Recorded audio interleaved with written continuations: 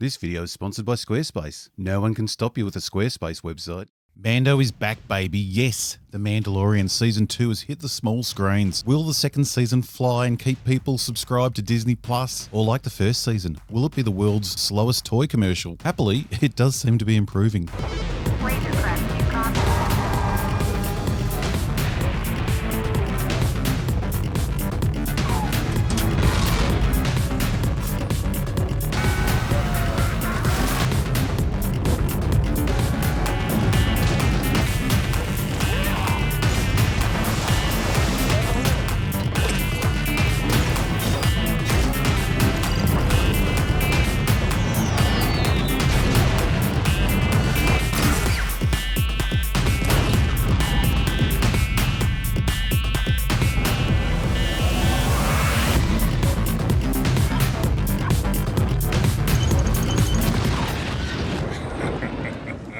Yes, so much to say about the second season. But before we do, let's quickly go back in time and have a quick catch up on Season 1. Back to a time before masks and empty streets. Back before the Rise of Skywalker had completely destroyed Anakin's story. Yes, all the way back to the start of The Mandalorian. I reviewed episode 1 and titled it The Good, the Bad and the Lazy, because that episode had some good ideas, some bad ideas, and some very lazy choices. Now, it wasn't as bad as the time Mando ran off with my mum on Christmas Day, nor did it reach the level of pain The Last Jedi caused, which was similar to getting a rectal exam from Andre the Giant and his huge hands. Still, I wasn't the biggest fan of the first episode, but like the rest of the series, it does look impressive. That soundstage projection technology they have developed that they are calling stagecraft is pretty incredible. Not only is it easy and cheaper than shooting on location or building multiple sets, but the screen also allows for realistic environment lighting, which really is a game changer for shooting and performance. Now, when The Mandalorian started, we had just lived through 4 years of Disney doing their best to destroy George Lucas's legacy with bad decisions, terrible writing, universe-breaking story choices, and an extremely limited imagination that regurgitated everything we'd seen before. Disney just served up the same sides in the same positions, looking the same and even flying the same ships. This made me quite keen to watch The Mandalorian to see if anything had changed. Would we finally see something new in the Star Wars universe? No, not really, because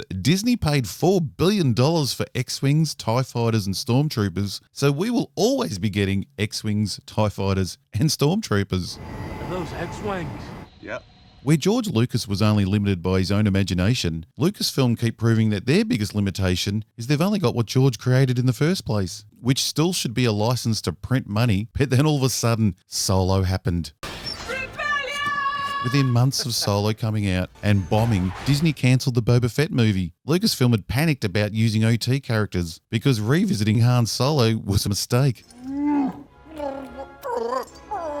So what was going to be their solution? Well, if it's too risky using those OT characters, their solution was to have characters that looked really similar to much-loved characters from the past, but without all that annoying pressure to get them right and keep the fans happy. And quite honestly, if Disney had given us some great films that pushed the Star Wars universe in new directions, with stories that had original ideas and designs, and that didn't try to rewrite the original trilogy, it would have been easy to sit back and enjoy a great-looking Star Wars TV show that is just cozy nostalgia. The Mandalorian's minimal writing, plot holes galore, and slowest pace imaginable wouldn't have been a problem. It would be the mindless side salad next to our juicy movie steak. And that's why I understand fans really wanting to enjoy the Mandalorian salad, because Disney doesn't have movie steak on the menu, they just have shit. So besides the main setup, all of the choices in the writing, the first season wasn't all bad. It looks fantastic, the cast is mostly good, making an IG unit look badass was quite the achievement. They were probably happy in Empire Strikes Back that he just didn't fall over, let alone getting him to run around in shootouts with personality. We also saw the coolest X-Wing design since Return of the Jedi. And well, this guy just always delivers. You have something I want. And the score is fantastic, and one of the more interesting things Lucasfilm has done. The recorder's not the first instrument that comes to mind when you think of Star Wars. The one and only kid that looked forward to learning the recorder at school finally gets rewarded And I'm a sucker for that series artwork shown over the credits. I'd be happy to watch a slideshow of them and have that big-ass recorder tune playing in the background. There were also some fun ideas that made absolutely no sense, with gigantor plot holes that you could fly the Razor Crest through, which would be more forgivable if they picked up the pace. If we could just cut out all the crap and keep only the good directors, it'd make a really good 90-minute telemovie. Now, all of the production and story choices made in pre-production by Disney weren't going to magically disappear for season 2. The show was still going to look like a boardroom selection of George Lucas's greatest hits. There wasn't going to be some type of quantum leap to a different time period with a new original vision. Did you ever hear the tragedy of Darth Plagueis the Wise? And I really don't have much interest going over the same original problems week after week. Not interested, huh? Plus, I'll never get on Disney's shill list and start getting those great freebies, which means I set out to watch season 2 with fresh, childlike eyes. And just as a little reminder that I haven't completely sold out and that those overall writing and originality problems are still there, I'm just going to place this in the corner. So with our little reminder in place and my brain cleared of basic writing expectations, I re-entered the Star Wars universe and suffered a weird case of deja vu. Tatooine? What? He's on Tatooine. Unlike Season 1, Episode 1, Season 2, Episode 1, Chapter 9, it's a bit of a mouthful, had a good start in a location that didn't look familiar. The setup was good, and the fight was fairly well done. And for once, Mando looked like he could actually defend himself. The humour was, well, Star Wars humour, but that's a good thing, and not as easy to pull off as you'd think. They showed why punching someone wearing a helmet is a ridiculous move, and it finished with Mando actually looking like a real badass. I tell you, should never miss leg day. Then we headed to Tatooine. Again, this episode made me feel like Lucasfilm are treating the first season like a pilot episode that never went to air, and that they can take the bits they liked from season 1 and redo them bigger and better. Sort of what they did with the Star Trek pilot before Kirk came along, because they seem to be already repeating ideas, which is a bit of a worry because we're only on episode 9. The good thing is that this time the ideas are fleshed out more and they make more sense in the context of the story. This is a map of Tatooine. Tatooine is such an iconic place that they should have just waited to season 2 and had a real build-up to going there. And also have a good reason to return to Luke and Anakin's planet. And I think bringing back Boba Fett is a good and exciting reason. But it would have worked even more if we hadn't wasted such an important location on this dropkick. It should have been the first time we landed here. But at least this time on Tatooine, everyone had something to do. Where last time the Sand People were given a cameo, this time they are important and part of the story. I also like that this episode was focusing more on Mando and his skills and less on the child, Baby Yoda. The realization that Bushhead here is going to be a recurring character was frightening. Why? Why her? Other shows fill their cast with great actors. Except for the main characters, Lucasfilm seem to bring over actors from Galaxy's Edge. You'll see her selling you an overpriced burger at Disney World next week. One week you're helping people get on the Star Tours ride. The next week you're in the Mandalorian. And how small is Tatooine? And how many Easter eggs are too many? This R2 unit has a bad motivator, look! Not only has Disney made the universe seem incredibly small, individual planets are starting to feel like they are just the size of a large trailer park, and everyone shares everything and has hand-me-downs. Every second thing seems to be connected to either Luke or Anakin, but no one's even heard of them. I could have sworn I'd seen a smaller version of this. I mean, how many times are we going to kill a cave animal, have the locals celebrate by lifting an orb, and give Mando his reward so he can move on to the next adventure? It seems a little repetitive. Let me guess, next episode he's going to have to rebuild his ship again. What? He does? Well, at least in this version of the cave monster, Mando actually looks like a bit of a warrior that can sometimes save the day without help. Man, this show does look amazing. And I felt my first true moment of childhood excitement since Disney had crushed my heart when this guy came on screen, and feeling for the first time that the series may be heading somewhere. Sadly, there's a good chance we won't see him again until the last episode, and that's if we see him again at all this season, which I don't think we will. And that wasn't the only thing that made me happy. It seemed as if the writers had listened to some of my complaints, because I imagine they all watch Robot Head and take notes. It's always annoyed me that Disney love to ignore Luke's achievements in the OT. It's like the universe he saved doesn't even know what he did. But in this episode, we get a nice scene of people celebrating the Death Star blowing up. It is one of those weird Star Trek moments where you were thinking, where did they get this footage from? Who filmed this? But hey, at least it's there. At least people know someone blew up the Death Star. The other thing I liked was that the writers seemed to be putting a little more effort into not creating really stupid plot holes that made us question Mando's mental state. They actually went to the effort of writing dialogue that explained why Mando made certain decisions, which was a nice improvement because that's what writers used to do. For example, there were several times last season where a situation came up that could have been easily resolved by Mando using his ship, whether it was to get somewhere or to blow something up. ATST. Imperial Walker. Now, there's nothing on this planet that can damage the legs on this thing. So we're gonna build a trap. Instead of having the audience at home thinking, why don't you use the crest? The writers could have prevented that by easily giving us a reason. Maybe something was broken. Maybe the ship will draw too much attention. Anything. Just give us a reason so the show doesn't look dumb.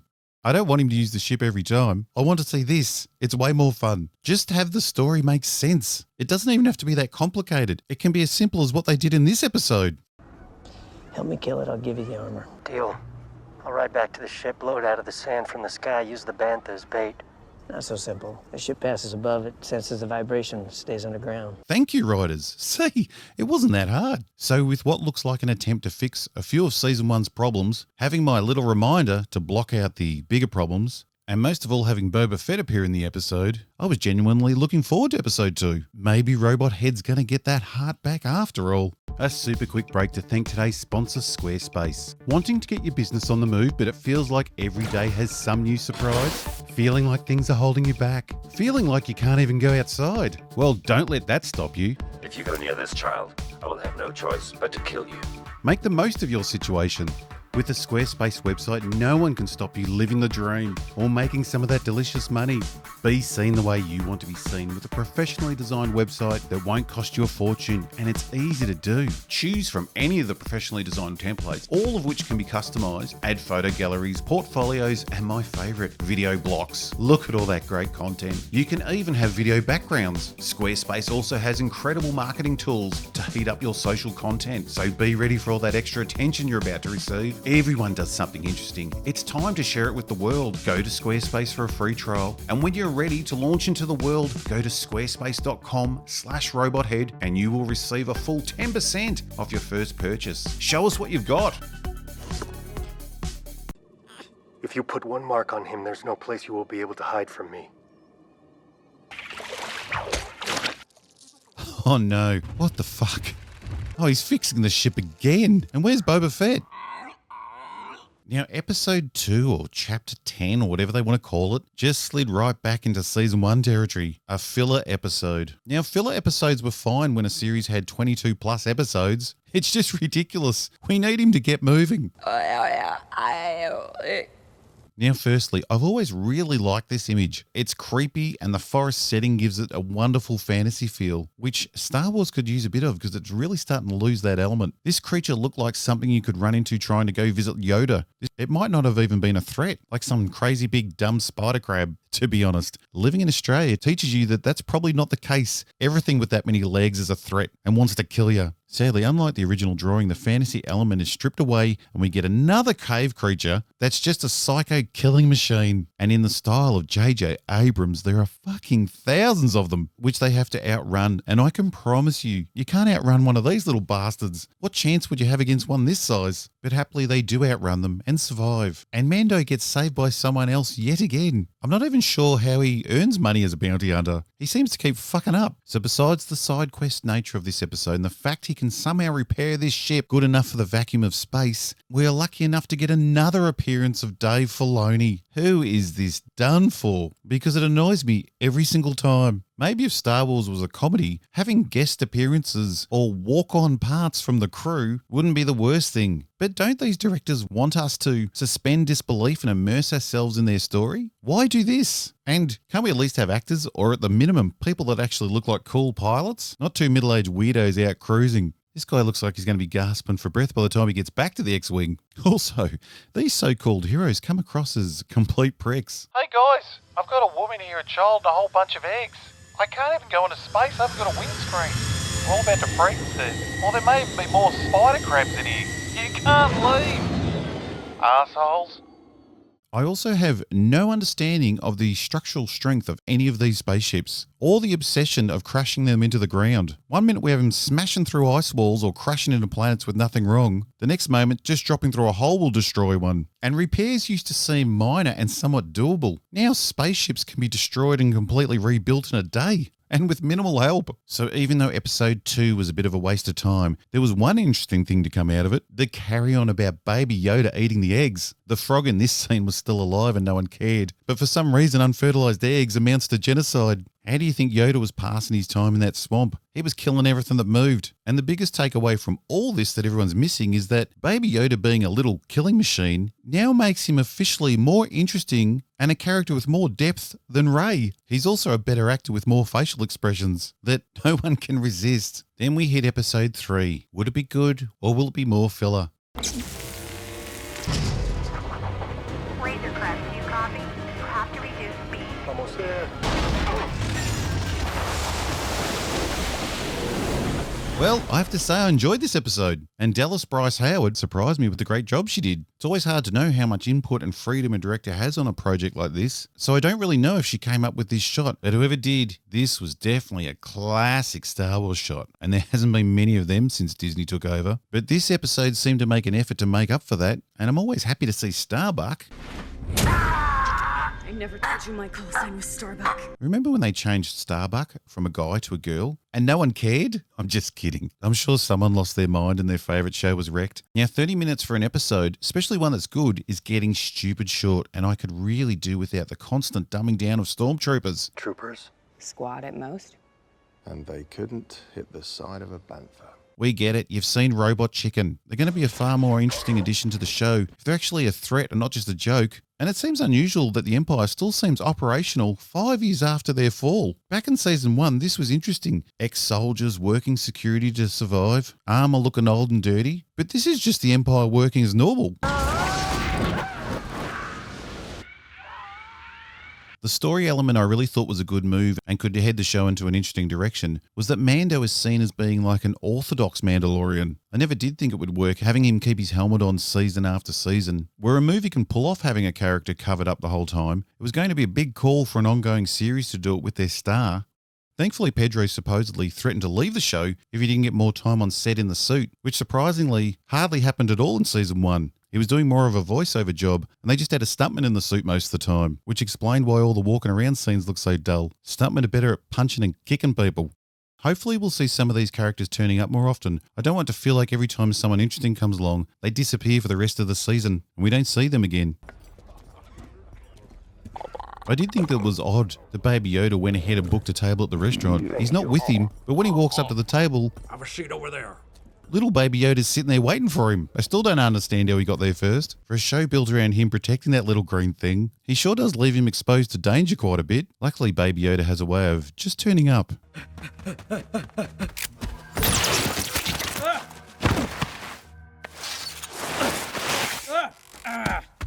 All right, stop. So we're back to what seems to start out as a side quest episode, but ends up actually meaning something.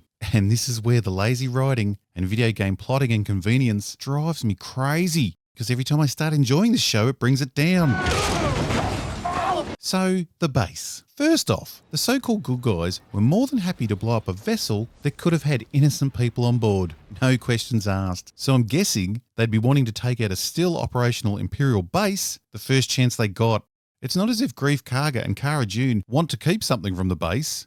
You know how much we can get for this on the black market? And it's gonna get vaporized like the rest of this base. They just want it gone to make the planet safe. So why are they risking their lives? I just want them off my planet. Just report the Imperial base to the New Republic. They'll do it for you. After nearly dying, Greef Karga, no idea if I'm saying that right, then lies to protect Mando's involvement from the New Republic, which wouldn't be necessary if he'd just let the New Republic blow up the base. Cara Dune then joins in by hiding info from the side she fought along with, who are trying to stop the resurgence of an enemy that blew up her planet. Why? Why, writers? Says here you're from Alderaan. I served during Alderaan. Did you lose anyone? I lost everyone. And the other problem with this base just popping up within a speeder drive from town is that it makes the whole first season a mess. What were these dirty stormtroopers doing? Were they undercover? Or didn't they even know about the base? Easy with that. Why didn't they take Baby Yoda to the base instead of doing a procedure in a dirty room with little security? Mando went and had his armor made after dropping little Baby Yoda off. They would have had hours to get him to the base that was only 5 minutes away, and it seemed like that's where he was meant to be headed anyway. When all this started, why didn't anyone call for backup? We see these guys drive from the base back to town within a couple of minutes. Yes! The Empire could have been there within minutes to kill everyone and take little baby Yoda back to that huge safe facility. Call the base, man. Get some help. They're just down the road. But it makes them all a bit stupid because Moff Gideon could have also called for backup. There's TIE fighters literally seconds away. But the biggest offender in this writing bonanza is how do you explain why these guys drive miles to wait outside town to give Moff Gideon baby Yoda? You have something I want. So Moff Gideon could take baby Yoda to the base that's just down the road. They're actually sitting in the direction of the base, and you can't say they didn't know it was there. It's where all those troops came from when we defeated Moff Gideon. Now, the reason no one called for backup or took little baby Yoda straight to the safe base, only located minutes away, was that base didn't exist in the writers' heads when Season 1 was getting made, and even though having the base in that location breaks the whole first season and could easily be fixed by having the base in a different location, they just go ahead and do it anyway. This type of thinking fits in perfectly with Disney's view on continuity and what has come before. First, it was George Lucas's work that they didn't care about. For the briefest moment of pure instinct, I thought I could stop it. Then out of stupidity, their own sequel films didn't make sense. Now they're starting to do it to The Mandalorian, which is really annoying because I was starting to enjoy this season. So maybe the writers think we should have forgotten the first season by now. And with the way I'm killing brain cells, they'll be right any minute. But that leaves me with one question before my brain fizzles out. The tracking beacon has been installed on the Razor Crest. Why did Gideon pay for a spy to put a tracker on a ship that landed right next to one of his bases? A ship he now has to chase down, when he could have paid the spy to call the base to have some of the stormtroopers collect the child from school, or just blow the Razor Crest up so Mando couldn't leave. If Baby Yoda is so important, why rely on this guy at all? Have one of your troopers from the base watch the town. Disney, just make that check out to Robot Head Incorporated, thanks. Does he still have the asset? Yes, our source confirmed it. And we will be ready. Now, I do feel if they can get this show moving along and stop those filler episodes, and if they can come up with more original ideas and not just rely on the OT and cartoons for their new characters, and if they can get some continuity and give us at least a little more complexity in the story, and then have that story weave in and out through all of the episodes across the series, we may get something that is more than just fun action and closer to what originally made Star Wars great. Because even though there's parts I'm really enjoying, I want to turn my brain back on sometimes. But at least now we can all agree, even when it is stupid, it's still better than those sequels.